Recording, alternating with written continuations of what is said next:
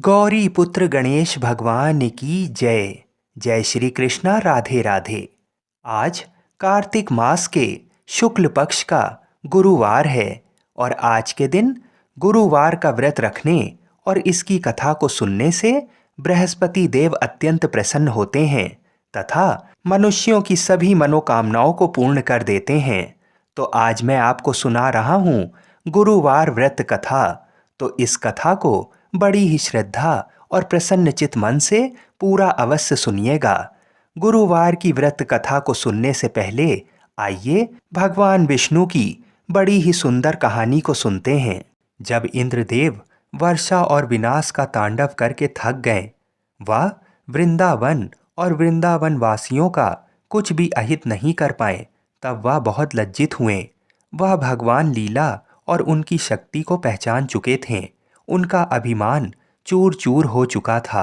वह भगवान से अपने कृत्य के लिए क्षमा मांगने की सोच रहे थे, किंतु साहस नहीं कर पा रहे थे। तभी आकाश मार्ग में तेज प्रकाश उत्पन्न हुआ और घंटियों की मधुर ध्वनि गूंजने लगी। कुछ ही देर में गौ माता सुरभि वहां प्रकट हुई और इंद्र को संबोधित करते हुए बोली, हे देवराज, मैंने अब तक आपको गौवंश का रक्षक ही समझा था, किंतु अब मेरा भ्रम टूट चुका है। आपने अपने अहंकार के कारण वृंदावन के संपूर्ण गौवंश को समाप्त करने के लिए अपनी पूरी शक्ति का प्रयोग किया है, किंतु धन्य है भगवान श्री कृष्ण, जिन्होंने गौवंश की ही नहीं समस्त वृंदावन वासियों की आपके कोप से रक्षा की। सत्य में तो वही गौ रक्षक हैं, जिन्होंने गौवंश के किसी भी प्राणी का तनिक भी अहित नहीं होने दिया। अतः मैं आपको गौवंश का रक्षक मानने से इनकार करती हूँ। मैं जा रही हूँ वृंदावन की पावन धरती पर, जहाँ भगवान श्री कृष्ण अपनी लीला कर रहे हैं। मैं जा रही हूँ श्री हरि के चरणों की वंदना करने। ऐसा कहकर गौ माता सुरभि वृंदावन की ओर चल दी। वृंदावन पहुंचकर गौ माता सुरभि भगवान श्री कृष्ण के सम्मुख प्रकट हुई। गौ माता को अपने सम्मुख देखकर भगवान कृष्ण अत्यंत प्रसन्न हुए। उन्होंने उनके आने का कारण पूछा। गौ माता सुरभि बोली, हे स्वामी, आप तीनों लोकों के पालनहार हैं। आज आपने अपनी लीला से वृंदावन के समस्त गौवंश की रक्षा की है। मैं आपके चरणों की वंदना करती हूँ। हे नाथ, आज मैं बहुत प्रसन्न हूँ। हे स्वामी, यूं तो समस्त सृष्टि आपके संकेत मात्र से ही चलायमान है। आप ही समस्त सृष्टि के उत्पत्ति का कारण है। आप ही एकमात्र दाता हैं। समस्त संसार आप ही से उपभोग प्राप्त करता है। किंतु हे स्वामी, आज मैं आपको कुछ देना चाहती हूँ, कृपा कर उसे स्वीकार करें। तब भगवान प्रेम पूर्वक बोले, हे माता, आप मुझको अपनी माता के समान ही प्रिय हैं। आप जो भी देंगी उसको प्राप्त करना मेरा सौभाग्य होगा। ये सुनकर गौ माता सुरभि अत्यंत प्रसन्न हुई और बोली, हे स्वामी, आपके इस संसार में अनेकों नाम हैं, किंतु आज मैं भी आपको एक नाम देना चाहती हूँ, कृपा कर उसे स्वीकार करें। तब भगवान अत्यंत प्रसन्न होते हुए बोले, अवश्य माता, शीघ्र ही बताएं। गौ माता सुरभि बोली, हे नाथ, आपने समस्त गौवंश की रक्षा की है, इसलिए आज से आप गोविंद नाम से पुकारे जाएंगे। गोविंद नाम सुनकर भगवान कृष्ण प्रसन्नता से झूम उठें और गौ माता सुरभि से बोलें, हे माता, आपका दिया ये नाम अत्यंत सुंदर है। मैं इसको सहर्ष स्वीकार करता हूँ। मेरे जितने भी नाम हैं, उन सभी नामों में ये नाम मुझको सबसे अधिक प्रिय होगा। मैं आपको वचन देता हूँ कि आज से मेरा जो भी भक्त मुझको गोविंद नाम से पुकारेगा, उसके सभी दुख मैं स्वयं ही वहन करूँगा। भगवान और गौ माता सुरभि के मध्य ये वार्तालाप चल ही रहा था। तभी वहाँ देवराज इंद्र भी आ पहुँचे।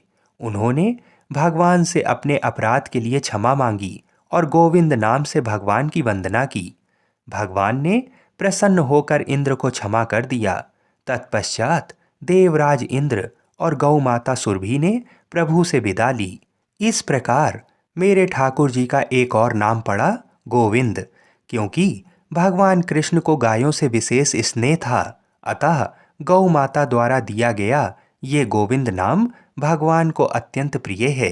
जो भी भक्त भगवान को गोविंद नाम से पुकारता है, भगवान उसकी प्रार्थना को इस प्रकार स्वीकार करते हैं जैसे गौ माता उनको पुकार रही हो। इसलिए भगवान के जिस भी भक्त को भगवान का आश्रय प्राप्त करना हो, उसे जीवन के प्रत्येक क्षण में गोविंद गोविंद नाम रटते रहना चाहिए। और आज मैं आपको सुना रहा हूँ बृहस्पतिवार की व्रत कथा। भारतवर्ष में एक प्रतापी और दानी राजा राज्य करता था। वह नित्य गरीबों और ब्राह्मणों की सहायता करता था। ये बात उसकी रानी को अच्छी नहीं लगती थी। वह न गरीबों को दान देती, न ही भगवान का पूजन करती थी, और राजा को भी दान देने से मना किया करती थी। एक दिन राजा शिकार खेलने वन को गए हुए थे, तो रानी महल में अकेले थी। उसी समय बृहस्पति देव साधु वेश में राजा के महल में भिक्षा के लिए गए और भिक्षा मांगी, तो रानी ने भिक्षा देने से इनकार किया और कहा, हे साधु महाराज, मैं तो दान पुण्य से तंग आ गई हूँ। मेरा पति सारा धन लुटाते रहता है। मेरी इच्छा है कि हमारा सारा धन नष्ट हो जाए, फिर ना रहेगा बांस ना बजेगी बांसुरी। साधु ने कहा, देवी तुम तो बड़ी विचित्र हो। धन संतान तो सभी चाहते हैं, पुत्र और लक्ष्मी तो पापी के घर में भी होने चाहिए। यदि तुम्हारे पास अधिक धन है तो भूखों को भोजन दो, प्यासों के लिए प्याऊ लगवाओ, मुसाफिरों के लिए धर्मशालाएं खुलवाओ। तो जो निर्धन अपनी कुंवारी कन्याओं का विवाह नहीं कर सकते हैं, उनका विवाह करा दो। ऐसे और कई काम हैं जिनको करने से तुम्हारा यश लोक परलोक में फैलेगा।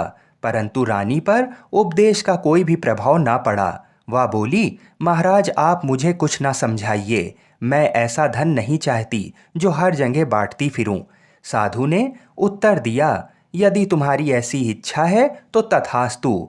तुम ऐसा करना कि बृहस्पतिवार को घर लीप कर पीली मिट्टी से अपना सिर धोकर स्नान करना, भट्टी चढ़ाकर कपड़े धोना। ऐसा करने से आपका सारा धन नष्ट हो जाएगा। इतना कहकर वह साधु महाराज वहां से चल दिए। साधु के अनुसार कही बातों को पूरा करते हुए रानी को केवल 3 बृहस्पतिवार ही बीते थे कि समस्त धन संपत्ति नष्ट हो गई।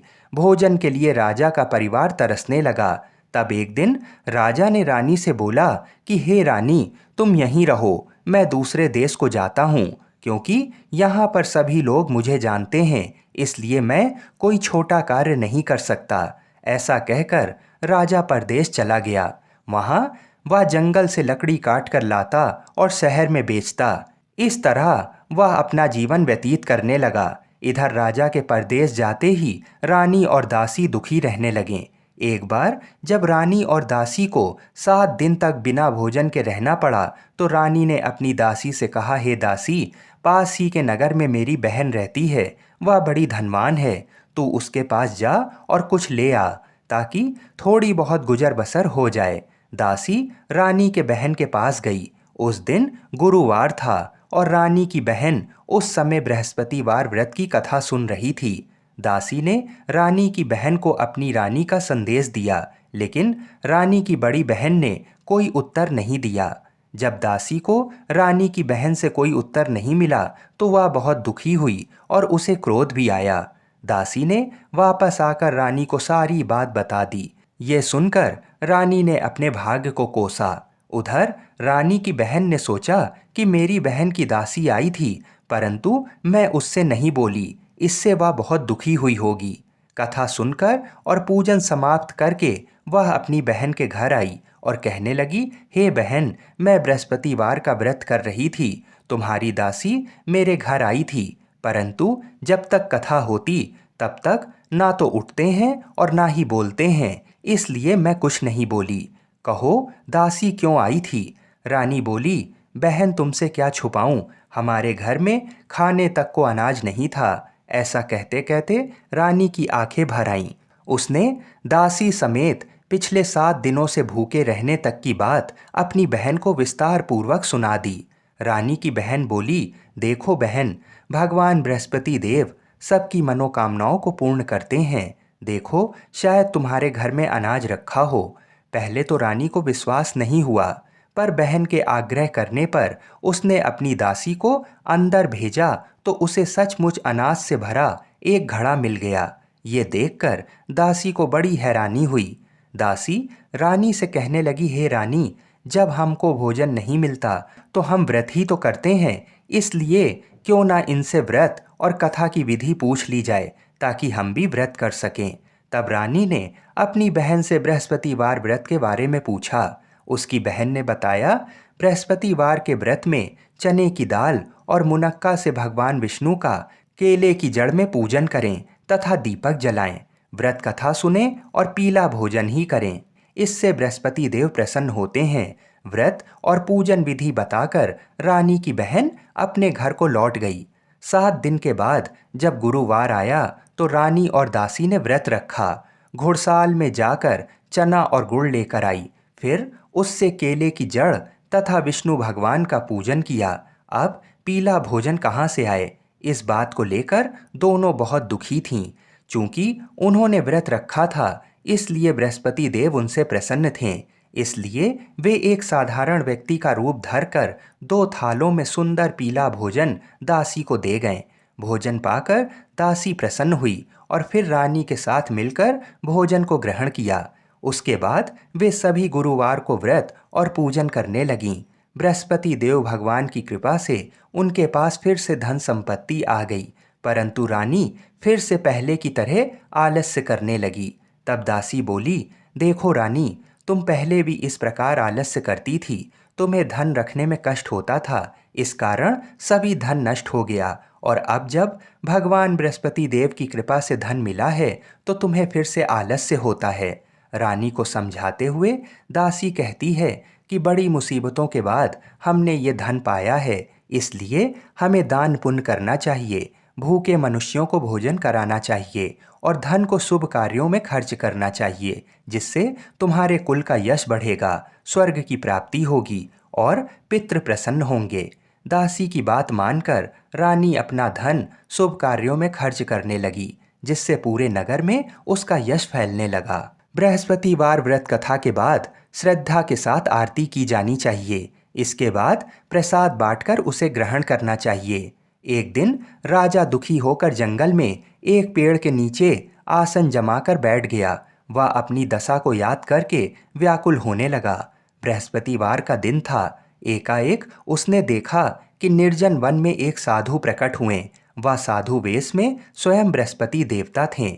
लकड़हारे के सामने जाकर बोले, हे लकड़हारे, इस सुनसान जंगल में तू चिंता मग्न क्यों बैठा है? लकड़हारे ने दोनों हाथ जोड़कर प्रणाम किया और उत्तर दिया, महात्मा जी, आप सब कुछ जानते हैं, मैं क्या कहूँ? ये कहकर रोने लगा और साधु को अपनी आत्मकथा सुनाई।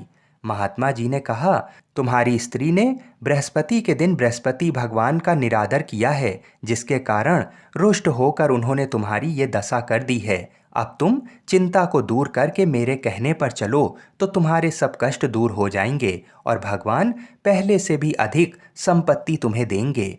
तुम बृहस्पति के दिन कथा किया करो। 2 पैसे के चने मुनक्का लाकर उसका प्रसाद बनाओ और शुद्ध जल से लोटे में शक्कर मिलाकर अमृत तैयार करो। कथा के पश्चात अपने सारे परिवार और सुनने वाले प्रेमियों में अमृत व प्रसाद बांटकर आप भी ग्रहण करो। ऐसा करने से भगवान तुम्हारी सब मनोकामनाएं पूरी करेंगे। साधु के ऐसे वचन सुनकर लकड़हारा बोला, हे प्रभु, मुझे लकड़ी बेचकर इतना पैसा नहीं मिलता जिससे भोजन के उपरांत कुछ बचा सकूं। मैंने रात्रि में अपनी स्त्री को व्याकुल देखा है। मेरे पास कुछ भी नहीं जिससे मैं उसकी खबर मंगा सकूं। साधु ने कहा, हे लकड़हारे, तुम किसी बात की चिंता मत करो। बृहस्पति के दिन तुम रोजाना की तरह लकड़ियां लेकर शहर को जाओ। तुमको रोज से दुगना धन प्राप्त होगा, जिससे तुम भली भांति भोजन कर लोगे तथा बृहस्पति देव की पूजा का सामान भी आ जाएगा। इतना कहकर साधु अंतर ध्यान हो गए। धीरे धीरे समय व्यतीत होने पर फिर वही बृहस्पतिवार का दिन आया। लकड़हारा जंगल से लकड़ी काटकर किसी शहर में बेचने गया। उसे उस दिन और दिन से अधिक पैसा मिला। राजा ने चना गुड़ आदि लाकर गुरुवार का व्रत किया। उस दिन से उसके सभी कलेश दूर हुए। परंतु जब दोबारा गुरुवार का दिन आया तो बृहस्पतिवार का व्रत करना भूल गया। इस कारण बृहस्पति भगवान नाराज हो गए। उस दिन उस नगर के राजा ने विशाल यज्ञ का आयोजन किया तथा शहर में ये घोषणा करा दी कि कोई भी मनुष्य अपने घर में भोजन ना बनावे, ना आग जलावे, समस्त जनता मेरे यहाँ भोजन करने आए। इस आज्ञा को जो नहीं मानेगा उसे फांसी की सजा दी जाएगी। इस तरह की घोषणा संपूर्ण नगर में करवा दी गई। राजा की आज्ञा अनुसार शहर के सभी लोग राजा की आज्ञा अनुसार शहर के सभी लोग भोजन करने गए, लेकिन लकड़हारा कुछ देर से पहुंचा, इसलिए राजा उसको अपने साथ घर लिवा ले गए और वहां ले जाकर भोजन करा रहे थे तो रानी की दृष्टि उस खूंटी पर पड़ी जिस पर उसका हार लटका हुआ था। वह वहां पर दिखाई नहीं दिया।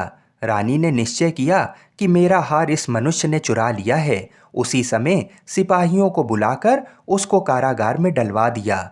जब लकड़हारा कारागार में पड़ गया और बहुत दुखी होकर विचार करने लगा कि ना जाने कौन से पूर्व जन्म के कर्म से मुझे ये दुख प्राप्त हुआ है, और उसी साधु को याद करने लगा जो कि जंगल में मिला था। उसी समय तत्काल बृहस्पति देव साधु के रूप में प्रकट हुए और उसकी दशा को देखकर कहने लगे, अरे मूर्ख, तूने बृहस्पति देव की कथा नहीं करी, इस कारण तुझे दुख प्राप्त हुआ है। अब चिंता मत कर, बृहस्पतिवार के दिन कारागार के दरवाजे पर 4 पैसे पड़े मिलेंगे, उनसे तू बृहस्पति देव की पूजा करना, तेरे सभी कष्ट दूर हो जाएंगे। बृहस्पति के दिन उसे 4 पैसे मिले। लकड़हारे ने कथा कही। उसी रात्रि को बृहस्पति देव ने उस नगर के राजा को स्वप्न में कहा, हे राजा, तूने जिस आदमी को कारागार में बंद कर दिया है वह निर्दोष है, वह राजा है, उसे छोड़ देना। रानी का हार उस खूंटी पर लटका है, अगर तू ऐसा नहीं करेगा तो मैं तेरे राज्य को नष्ट कर दूंगा। इस तरह रात्रि के स्वप्न को देखकर राजा प्रातःकाल उठा और खूंटी पर हार देखकर लकड़हारे को बुलाकर क्षमा मांगी तथा लकड़हारे को योग्य सुंदर वस्त्र आभूषण देकर विदा कर दिया। बृहस्पति देव की आज्ञा अनुसार लकड़हारा अपने नगर को चल दिया। राजा जब अपने नगर के निकट पहुंचा तो उसे बड़ा आश्चर्य हुआ।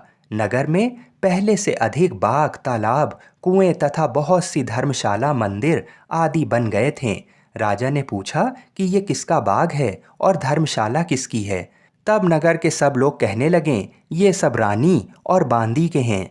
तो राजा को आश्चर्य हुआ और गुस्सा भी आया। जब रानी ने ये खबर सुनी कि राजा आ रहे हैं तो उन्होंने दासी से कहा, हे दासी, देख राजा हमको कितनी बुरी हालत में छोड़ गए थे, हमारी ऐसी हालत देखकर वह लौट ना जाएं, इसलिए तू दरवाजे पर खड़ी हो जा। आज्ञा अनुसार दासी दरवाजे पर खड़ी हो गई। राजा आए तो उन्हें अपने साथ ले गई। तब राजा ने क्रोध करके अपनी रानी से पूछा कि ये धन तुम्हें कैसे प्राप्त हुआ। तब उन्होंने कहा कि हमें ये सब धन बृहस्पति देव के इस व्रत के प्रभाव से प्राप्त हुआ है। राजा ने निश्चय किया कि 7 रोज बाद तो सभी बृहस्पति देव का पूजन करते हैं, परंतु मैं प्रतिदिन दिन में 3 बार कहानी तथा रोज व्रत किया करूँगा। अब हर समय राजा के दुपट्टे में चने की दाल बंधी रहती तथा दिन में 3 बार कहानी कहता। एक रोज राजा ने विचार किया कि चलो अपनी बहन के यहाँ हो आएं। इस तरह निश्चय कर राजा घोड़े पर सवार हो अपनी बहन के यहाँ को चला गया। मार्ग में उसने देखा कि कुछ आदमी एक मुर्दे को लेकर जा रहे हैं। उन्हें रोककर राजा कहने लगे, अरे भाइयों, मेरी बृहस्पति देव की कथा सुन लो। वे बोले, लो, हमारा तो आदमी मर गया है, इसको अपनी कथा की पड़ी है। परंतु कुछ आदमी बोले, अच्छा कहो, हम तुम्हारी कथा भी सुनेंगे। राजा ने दाल निकाली और जब कथा आधी हुई थी कि मुर्दा हिलने लगा, और जब कथा समाप्त हो गई तो राम राम करके मनुष्य उठकर खड़ा हो गया। आगे मार्ग में उसे एक किसान खेत में हल चलाता मिला। राजा ने उसे देख और उससे बोला, अरे भैया, तुम मेरी बृहस्पतिवार की कथा सुन लो। किसान बोला, जब तक मैं तेरी कथा सुनूंगा तब तक 4 हरैया खेत जोत लूंगा। जा अपनी कथा किसी और को सुनाना। इस तरह राजा आगे चलने लगा। राजा के हटते ही बैल पछाड़ खाकर गिर गए तथा किसान के पेट में बड़ी जोर का दर्द होने लगा। उस समय उसकी माँ रोटी लेकर आई। उसने जब ये देखा तो अपने पुत्र से सब हाल पूछा और बेटे ने सभी हाल कह दिया। तो बुढ़िया दौड़ी दौड़ी उस घुड़सवार के पास गई और उससे बोली कि मैं तेरी कथा सुनूंगी, तू अपनी कथा मेरे खेत पर चलकर ही कहना। राजा ने बुढ़िया के खेत में जाकर कथा कही, जिसके सुनते ही वह बैल उठ खड़े हुए तथा किसान के पेट का दर्द भी बंद हो गया। राजा अपनी बहन के घर पहुंच गया। बहन ने भाई की खूब मेहमानी की। दूसरे रोज प्रातःकाल राजा जागा तो वह देखने लगा कि सब लोग भोजन कर रहे हैं। राजा ने अपनी बहन से कहा, ऐसा कोई मनुष्य है जिसने भोजन नहीं किया हो? मेरी बृहस्पतिवार की कथा सुन ले। बहन बोली, हे भैया, ये देश ऐसा ही है कि पहले यहाँ लोग भोजन करते हैं, बाद में अन्य काम करते हैं। अगर कोई पड़ोस में हो तो देख आओ। वह ऐसा कहकर देखने चली गई, परंतु उसे कोई ऐसा व्यक्ति नहीं मिला जिसने भोजन ना किया हो। अतः वह एक कुम्हार के घर गई, जिसका लड़का बीमार था। उसे मालूम हुआ कि उनके यहाँ 3 रोज से किसी ने भोजन नहीं किया है। रानी ने अपने भाई की कथा सुनने के लिए कुम्हार से कहा और वह तैयार हो गया। राजा ने जाकर बृहस्पतिवार की कथा कही, जिसको सुनकर उसका लड़का ठीक हो गया। अब तो राजा की प्रशंसा होने लगी। एक रोज राजा ने अपनी बहन से कहा कि हे बहन, हम अपने घर को जाएंगे, तुम भी तैयार हो जाओ। राजा की बहन ने अपनी सास से कहा। सास ने कहा, हाँ चली जाओ, परंतु अपने लड़के को मत ले जाना, क्योंकि तेरे भाई की कोई औलाद नहीं है। बहन ने अपने भैया से कहा, हे भैया, मैं तो चलूंगी, पर कोई बालक नहीं आएगा। राजा बोला, जब कोई बालक नहीं चलेगा तब तुम ही क्या करोगी? बड़े दुखी मन से राजा अपने नगर को लौट आया। राजा ने अपनी रानी से कहा, हम निर्वंशी हैं, हमारा मुंह देखने का धर्म नहीं है और कुछ भोजन आदि नहीं किया। रानी बोली, हे प्रभु, बृहस्पति देव ने हमें सब कुछ दिया है, वह हमें औलाद अवश्य देंगे। उसी रात को बृहस्पति देव ने राजा से स्वप्न में कहा, हे राजा उठ, सभी सोच त्याग दे, तेरी रानी गर्भ से है। राजा को ये बात सुनकर बड़ी खुशी हुई। 9वें महीने में रानी के गर्भ से एक सुंदर पुत्र पैदा हुआ। तब राजा बोला, हे रानी, स्त्री बिना भोजन के रह सकती है, पर बिना कहे नहीं रह सकती। जब मेरी बहन आवे तो तुम उससे कुछ कहना मत। रानी ने सुनकर हाँ कर दिया। जब राजा की बहन ने ये शुभ समाचार सुना तो वह बहुत खुश हुई तथा बधाई लेकर अपने भाई के यहाँ आई। तभी रानी ने कहा, घोड़ा चढ़कर तो नहीं आई, गधा चढ़ी आई। राजा की बहन बोली, भाभी, मैं इस प्रकार ना कहती तो तुम्हें औलाद कैसे मिलती? बृहस्पति देव ऐसे ही हैं, जैसे जिसके मन में कामनाएं हैं सभी को पूर्ण करते हैं। जो सद्भावना पूर्वक बृहस्पतिवार का व्रत करता है एवं कथा पढ़ता है अथवा सुनता है, दूसरों को सुनाता है, बृहस्पति देव उसकी सभी मनोकामना पूर्ण करते हैं। भगवान बृहस्पति देव उसकी सदैव रक्षा करते हैं। संसार में जो मनुष्य सद्भावना से भगवान जी का पूजन व्रत सच्चे हृदय से करते हैं तो उनकी सभी मनोकामनाएं पूर्ण करते हैं। जैसी सच्ची भावना से रानी और राजा ने उनकी कथा का गुणगान किया तो उनकी सभी इच्छाएं बृहस्पति देव जी ने पूरी की। इसलिए पूर्ण कथा सुनने के बाद प्रसाद लेकर जाना चाहिए। हृदय से उसका मनन करते हुए जयकारा बोलना चाहिए। बोलो बृहस्पति देव की जय। बोलिए श्री लक्ष्मी नारायण भगवान की जय। बोलिए भगवान विष्णु की जय। बोलिए श्री राधा कृष्ण भगवान की जय। बोलिए श्री तुलसी शालिग्राम की जय। जय जय श्री राधे। आइए अब मनोकामनाओं को पूरी करने वाली बृहस्पति देव जी की कथा को सुनते हैं। प्राचीन काल में एक ब्राह्मण रहता था। वह बहुत निर्धन था। उसके कोई संतान नहीं थी। उसकी स्त्री बहुत मलिनता के साथ रहती थी। वह ना तो स्नान करती, ना किसी देवता का पूजन करती थी। इससे ब्राह्मण देवता बड़े दुखी थे। बेचारे बहुत कुछ कहते थे, किंतु उसका कुछ परिणाम नहीं निकलता था। भगवान की कृपा से ब्राह्मण की स्त्री के कन्या रूपी रत्न पैदा हुआ। कन्या बड़ी होने पर प्रातः स्नान करके विष्णु भगवान का जाप व बृहस्पतिवार का व्रत करने लगी। अपने पूजन पाठ को समाप्त करके विद्यालय जाती तो अपनी मुट्ठी में जौ भर कर ले जाती और पाठशाला के मार्ग में डालती जाती। जब वह पाठशाला से लौटती तो ये जौ स्वर्ण के हो जाते थे और वह लौटते समय उनको बीनकर घर ले जाती थी। एक दिन वह बालिका सूप में उस सोने के जौ को फटक कर साफ कर रही थी कि उसके पिता ने ये करते हुए देख लिया और कहा, बेटी, सोने के जौ के लिए सोने का सूप होना चाहिए। दूसरे दिन बृहस्पतिवार था। इस कन्या ने बृहस्पतिवार का व्रत रखा और बृहस्पति देव से प्रार्थना करके कहा, मैंने आपकी पूजा सच्चे मन से की हो तो मेरे लिए सोने का सूप दे दो। बृहस्पति देव ने उसकी प्रार्थना स्वीकार कर ली।